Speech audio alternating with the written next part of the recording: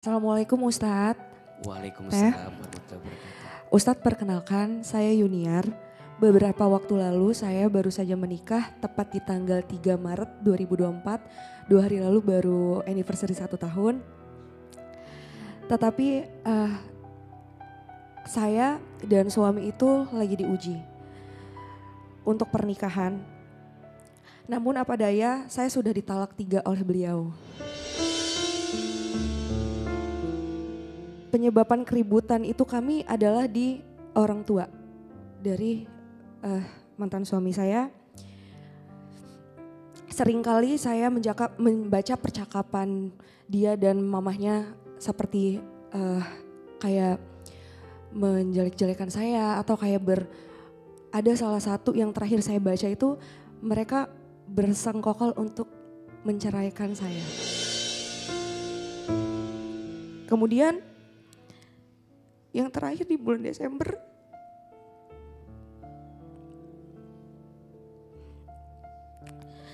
mamanya bilang kalau lebih baik anak saya tidur sama perempuan yang tidak baik-baik daripada sama saya. Dan yang saya lebih hancurnya itu Ustadz, saya itu selalu mendapatkan kekerasan verbal dan non-verbal. Setiap ribut itu ada beberapa juga saya di KDRT. Yang saya sedih lagi sampai detik ini suami saya itu tidak pernah memulangkan saya secara baik-baik kepada orang tua saya. Sekarang saya lagi menjalani proses perceraian. Saya ada pertanyaan ke Ustadz, untuk rumah tangga kan harusnya yang menjadi nahkoda itu suami. Tapi bagaimana hukumnya jika mertua masih mencampuri urusan rumah tangga anaknya, bukan menasehati malah memanasi pertengkaran bahkan menyuruh anaknya untuk bercerai. Dan satu lagi Ustadz, pertanyaan saya tuh selalu dihantui rasa sakit hati. Kayak omongan mamahnya itu yang ngebuat saya sakit. Bahkan saya tuh harus menjalani ke psikiater. Setiap saya mengingat itu selalu kayak dada saya sesak gitu Ustadz. Jadi kayak apa yang harus saya lakuin ya gitu. Dan saya tuh selalu dijudge sama suami saya yang tidak baik gitu. Padahal sebisa saya selalu introspeksi diri. Saya juga banyak kurang Ustadz. Tapi maksud saya apakah semua salah di saya, itu yang saya pikirin sih Ustadz. Dan bagaimana saya cara menanggapinya sih. Sekian, terima kasih Ustadz. Baik. Assalamualaikum. Baik, sebelum AA jawab, tadi AA mendengar ada ucapan talak, bahkan talak 3. Itu langsung terucap talak 3 atau talak 1, 2, 3 atau seperti apa? Setiap saya ribut Ustadz, saya sudah sekitar ada 4 atau 5 kali ribut dalam berumah tangga setelah menikah itu. Yang besar itu setiap ribut pertama talak pertama. Kemudian ribut lagi kedua, talak kedua. Yang ketiga talak 3. Dia bilang, lo gue talak, lo udah bukan istri gue lagi. Kalau AA menyimak apa yang tadi Mbak Yuniar kisahkan, ini ada campur tangan orang tua yang terlalu dominan di rumah tangga anaknya. Betul, nahkoda rumah tangga itu suami. Ar-rijalu qawwamuna 'alan nisa. Laki-laki itu, suami itu pemimpin bagi perempuan. Maka sekarang mohon maaf ya, tanpa mendiskreditkan satu pihak. Kalau di rumah tangga ada sesuatu yang itu menunjukkan persoalan di rumah tangga, kalau menurut AA, kalau ada pertanyaan siapa yang salah, tentu dua-duanya punya kans berbuat kesalahan. Tapi kalau dirujuk lebih dalam, suaminya. Karena pemimpin. Istri itu kan istilahnya dia ma'mum, dia ikut membersamai dengan suami. Suami itu imam, dan ingat, imam itu dibentuk, bukan diciptakan.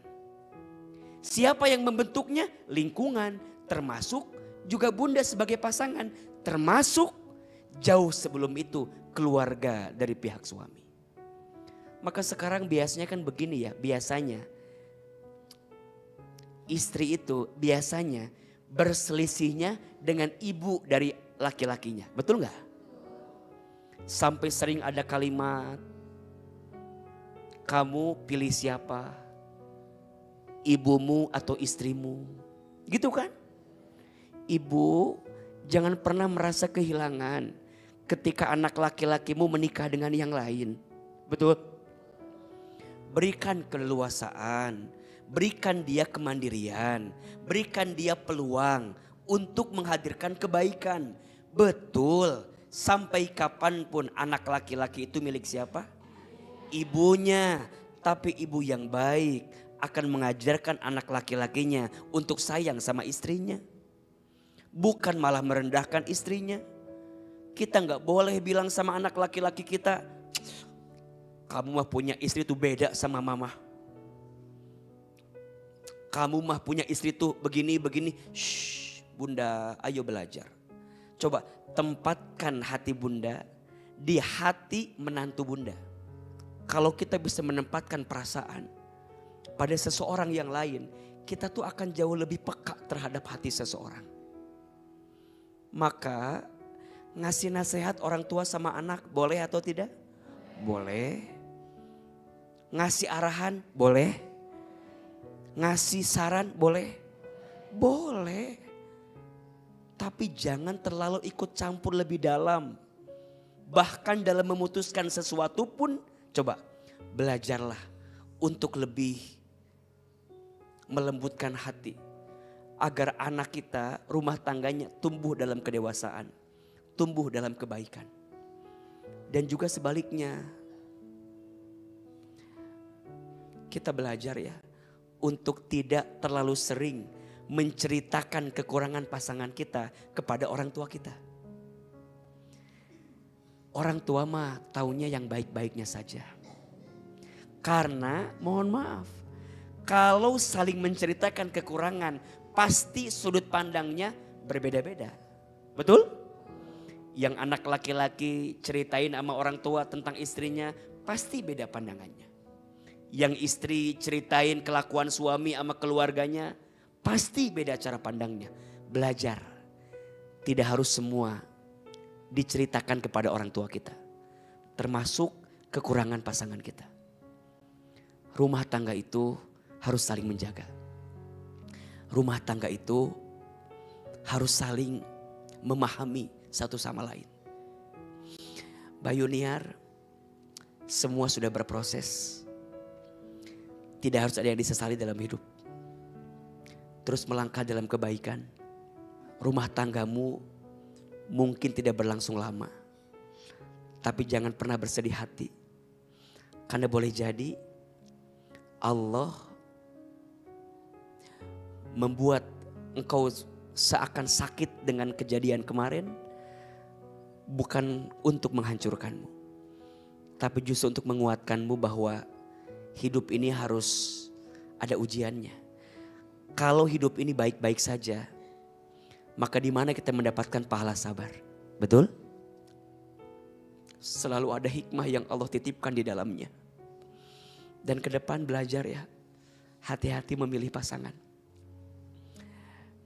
Hati-hati dalam menentukan jalan. Lebih baik dalam waktu dekat ini belajar sembuh dulu dari semua sakit yang pernah dirasakan. Pasti gak mudah, traumanya akan terus terbayang. Dan coba belajar lebih dalam tentang latar belakang calon pasangan kita. Ibu sayang, bunda sayang, pemirsa. Kita itu menikah bukan hanya menyatukan dua hati yang saling mencintai. Tapi menikah itu menyatukan dua keluarga yang saling mengerti dan saling memahami. Bukan tentang aku mencintaimu, kamu mencintaiku, bukan. Tapi di belakang itu keluargamu nerima aku apa enggak. Terus saat kamu masuk di hidup aku, kamu nerima keluargaku atau tidak. Tapi percayalah bahwa Allah akan mengobati rasa sakit hatimu dengan kebaikan setelah ini. Fa inna ma'al usri yusra, inna ma'al usri yusra. Maka sesungguhnya bersama kesulitan akan ada kemudahan. Sesungguhnya bersama kesulitan akan ada kemudahan.